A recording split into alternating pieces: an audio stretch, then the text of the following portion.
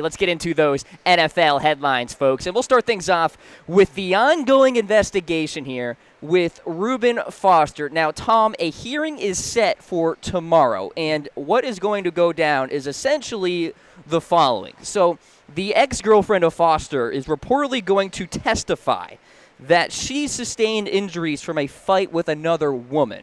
All right, so this is pretty significant here because now the district attorney may not even press charges in this instance because, there's somebody who's testifying that he didn't hurt me. Yeah, so when the victim says nothing happened, you're not going to get a conviction. You're hard-pressed to actually go to trial. You're going to have to find a lot of evidence that's saying that somewhere along the line that she's lying. And I am kind of surprised that they didn't already drop at least the assault charges. Now, the gun charges, I don't think they're going to drop. But I think for the NFL perspective, they've shown they like to play judge, jury, and executioner. And that's the big-time point and the big-time takeaway here, Tom, because there may be all the charges dropped in the world here for Ruben Foster. It's not going to matter because the iron fist of Roger Goodell is coming. So 6 games here, Tom, is very possible. And what's also possible is Ezekiel Elliott 2.0 here in 2018, but it's Ruben Foster edition. And that was kind of the dangerous thing, at least in my eyes, with the whole Zeke incident. That sent a very bad precedent. Correct. What's the difference between this and Zeke and the Foster case? Is there anything? In the end, he should get 6 games, no matter what happens, because there was the accusation. And there were even charges brought against Foster. Yeah. That didn't happen for Zeke. So I think that the NFL, because they try to play their own court and commissioner type deal, I think they're putting themselves up for failure here. Because if Foster doesn't get a 6-game suspension, going to be a lot of upset Cowboy fans. All right, so it's 3 felony charges here. Domestic violence, attempting to prevent the ex-girlfriend from reporting a crime, also possessing an assault weapon. Now, also noted in a recent report here, the ex-girlfriend could actually face charges, Tom, for lying to police in the first place, although a legal analyst told the Sacramento Bee that's not very likely. They won't go down that path. They don't do that. They don't try and play that game for the most part. Right, so there you go. That's kind of the deal with Ruben Foster here. We want to hear from you guys. Should the NFL suspend Foster for the allegations that are before him right now? Hit us up in the reaction poll. A heart for yes, a like for no. And 49ers fans, Tom, certainly want Foster to be trotted out there in week 1 of 2018. They did draft Fred Warner. People are saying maybe he could be the insurance guy behind Foster. Not so much believing in that because he's a little smaller. He's good sideline to sideline. He's got to beef up, though. I think he's more of a weak side linebacker, or even a guy you can play some safety as well. So I think in reality, Warner was taken with the mindset that he will play alongside Foster, not that he's going to be the replacement for Foster. Linebacker there out of BYU going to San Francisco. All right, so that's the deal with Ruben Foster. Let's go to Dez Bryant here. And the big story yesterday morning, Tom, was that Jason Witten said that perhaps Dez could go to the Green Bay Packers. Well, in comes Ian Rappaport saying that's probably unlikely. That's the latest here with Dez. That interest has waned, and I just got an update earlier today that Dez Bryant appreciates the Ravens' offer, but politely declined. He didn't want to go to Baltimore. He appreciates, though. Well, think about it from the Packers' perspective, and I think the reason why you're seeing it, not many teams have a lot of interest is the draft has happened. The Packers drafted 3 receivers this year.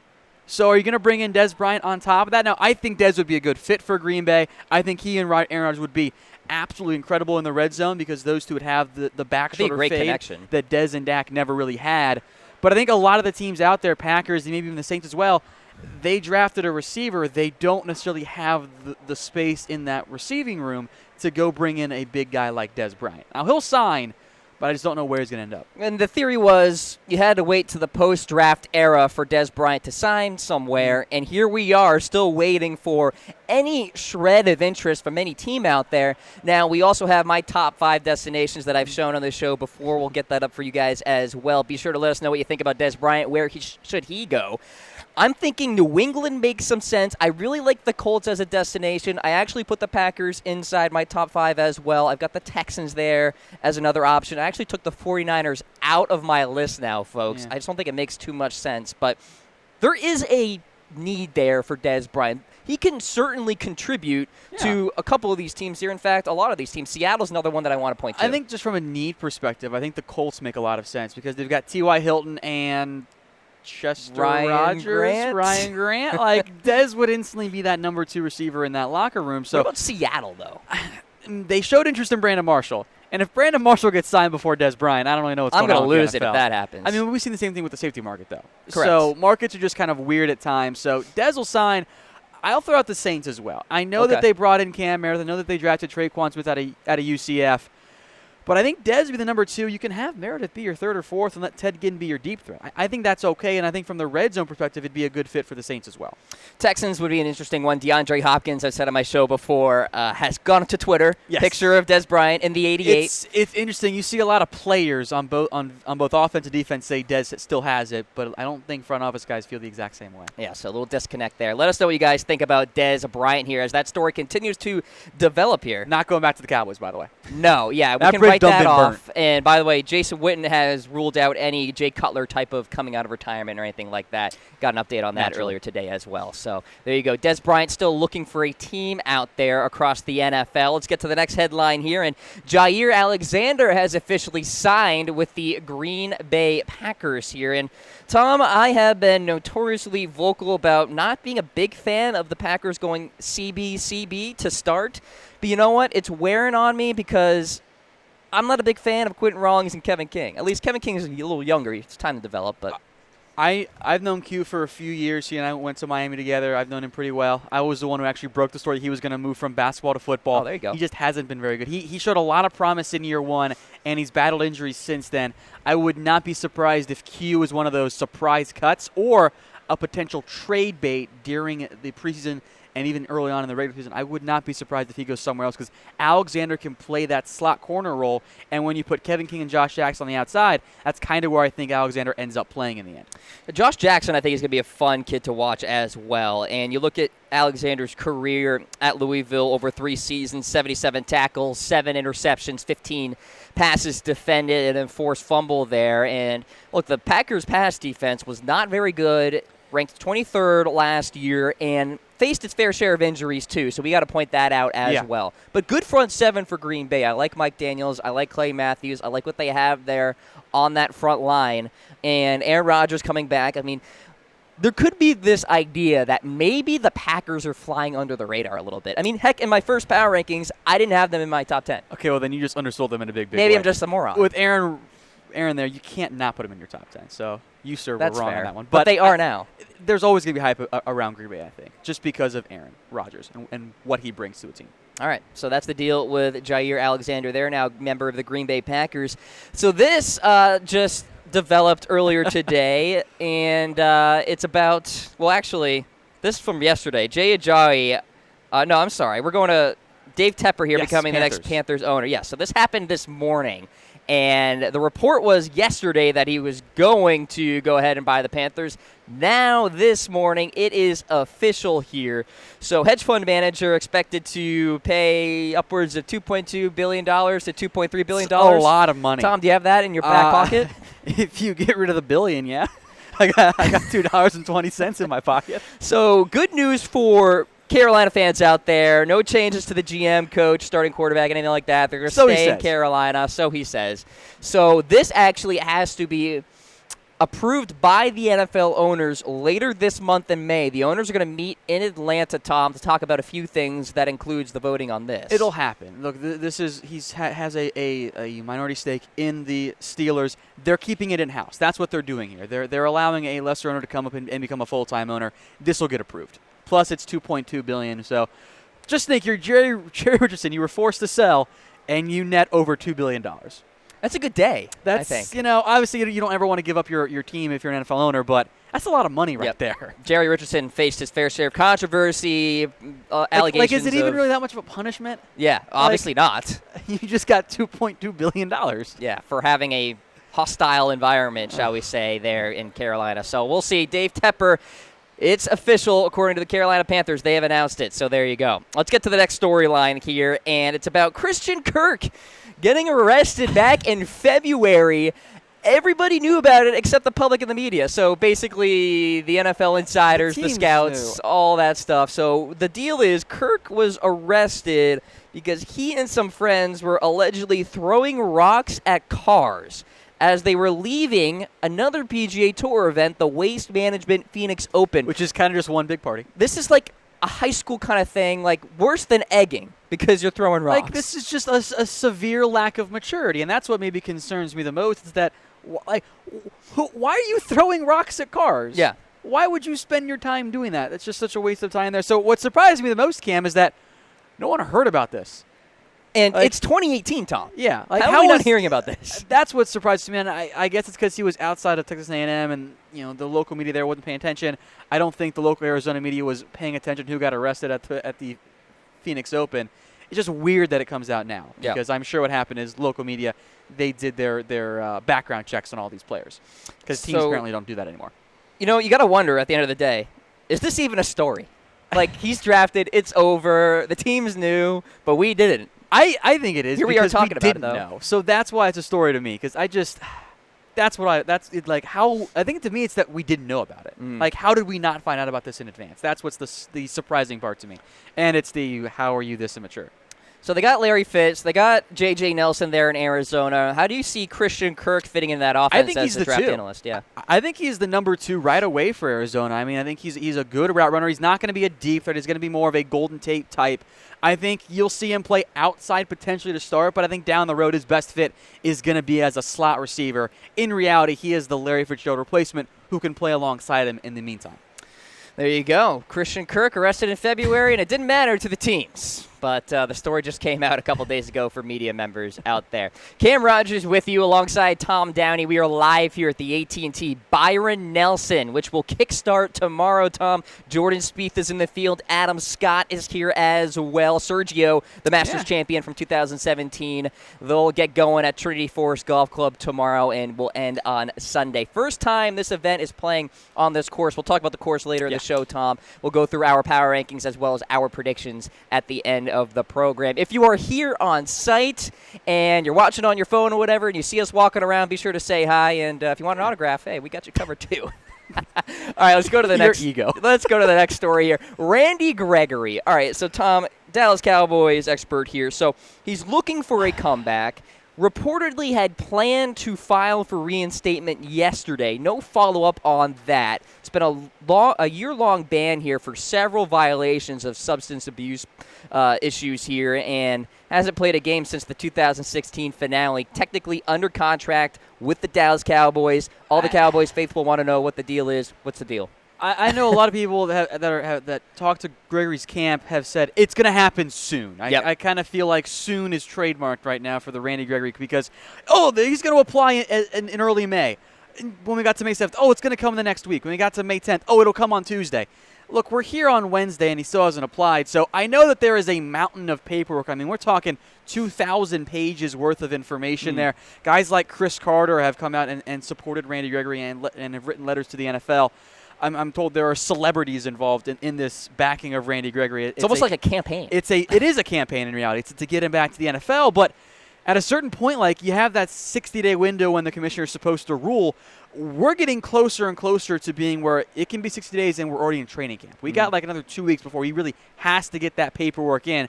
I think the Cowboys are getting a little bit antsy, like, okay, Randy, you've said soon for 2 weeks now. Right. When is this going to be filed? Now, I'm sure it's going to be filed, but at a certain point, it's like, do it or don't. Like, get it in, man. Now, will he be a key cog to that Dallas Cowboys team if he does come back? The Cowboys taking the approach that if Gregory comes back, it is a luxury. They're not banking on him. That's why they signed Coney Ely. That's why they drafted Dorrance Armstrong. But if he's back, I mean, they're going to give him a chance. And I know that they love DeMarcus Lawrence, obviously.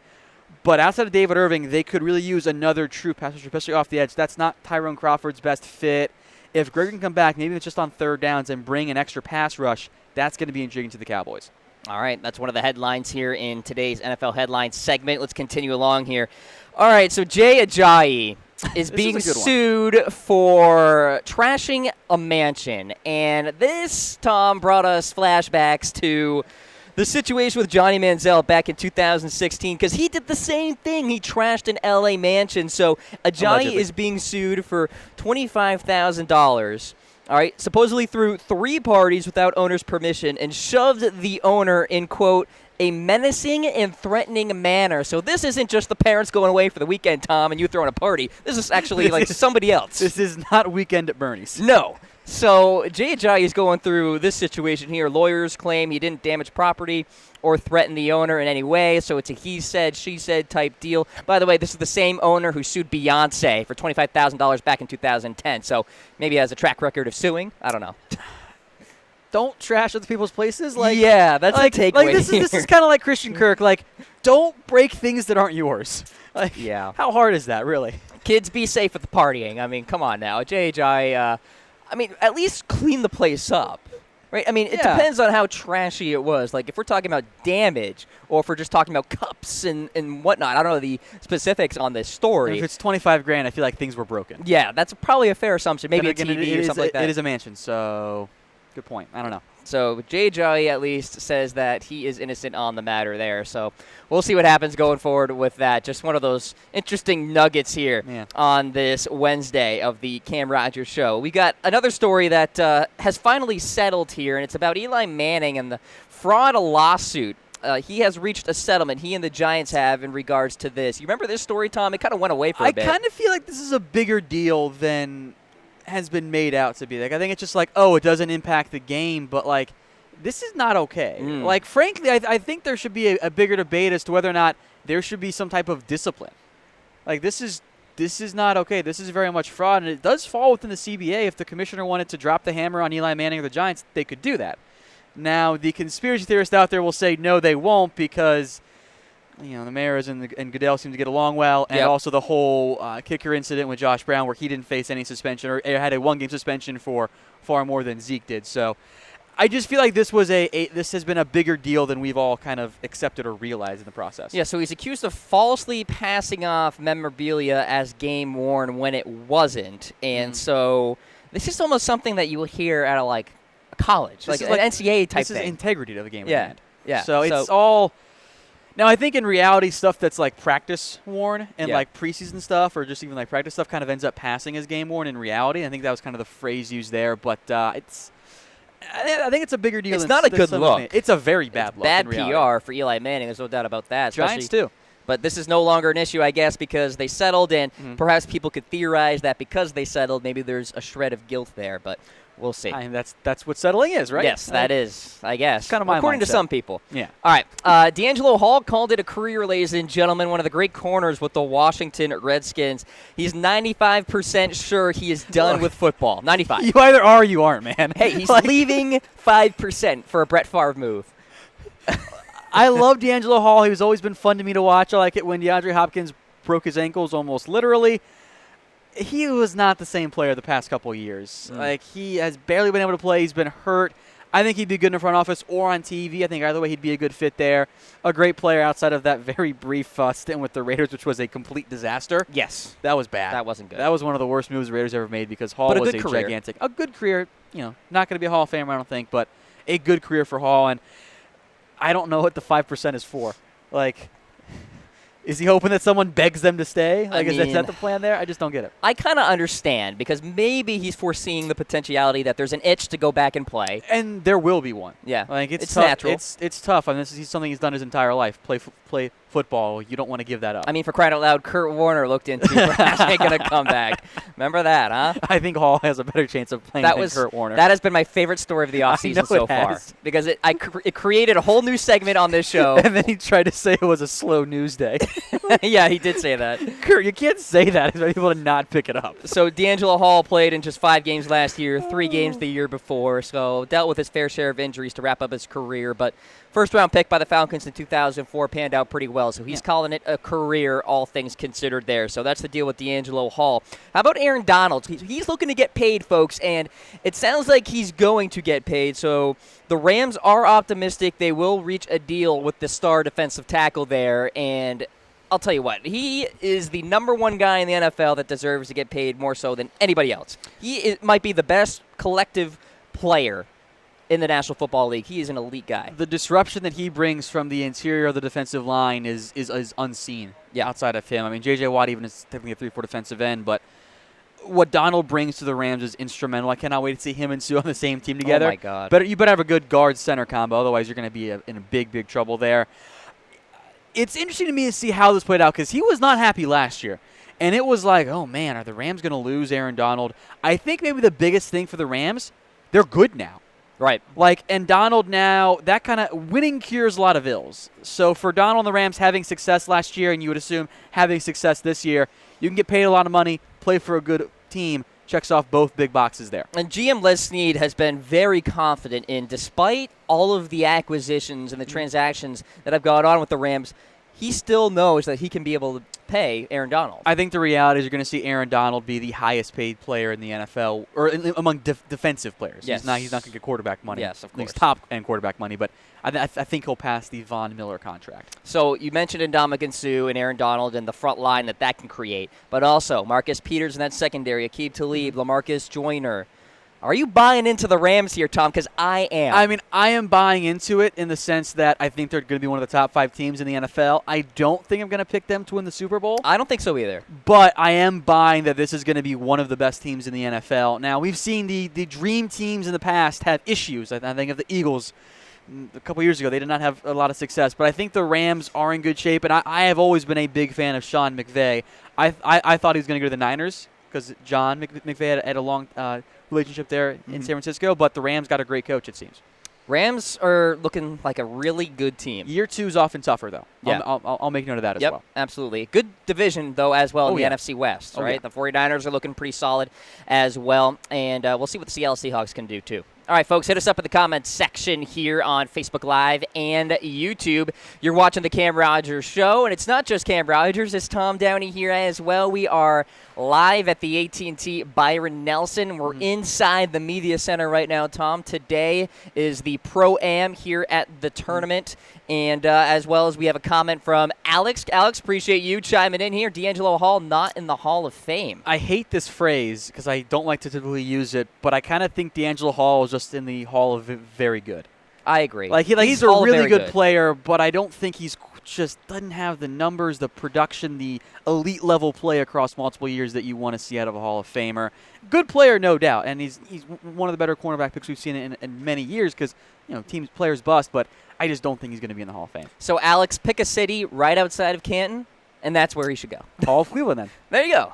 All right. Thanks for the comment. Keep those comments coming on the Cam Rogers Show, and you guys can be on the broadcast. One final headline to get to here. Terrance West visited with the Colts recently, Tom. So he played on the Baltimore Ravens last year, had a calf injury, didn't play much a year ago. He's still a viable running back, I feel, but I wonder how much he has left in the tank. Look, I will just bring this solely from a fantasy perspective. I do not want him to go to the Colts. I invested in Marlon Mack. Oh, no. Naheem Hines has to be concerned enough there. I don't want to bring in West because West could be your first and second down back in Indianapolis. So you have Marlon Mack in your Dynasty League or something? Oh, okay. I love Marlon Mack. I am a huge fan of Marlon Mack. So you don't want this news to come to now, fruition. I like Hines too, so I think it's going to be a committee there.